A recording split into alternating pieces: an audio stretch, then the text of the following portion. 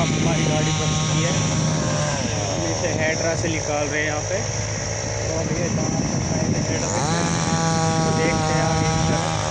बहुत ही ज़्यादा गाड़ी फंसी हुई है भाई, देखिए।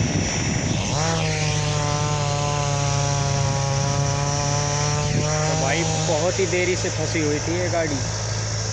भाई हाइड्रा बुलाया था इसे निकालने के लिए, तो हाइड्रा फाइनली इसे ले जा रहा है भाई बाहर खींच के।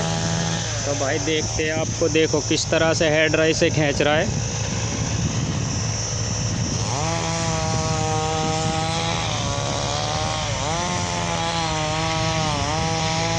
भाई गाड़ी के ये लगा लो, इसमें जान नहीं रही है, गाड़ी बंद हो चुकी है।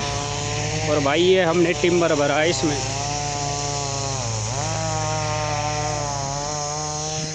देख सकते हो भाई, यहाँ पे गाड़ी निकल चुकी है।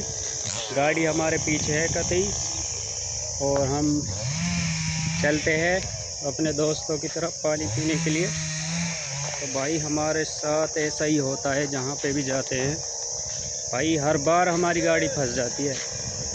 और ये देखो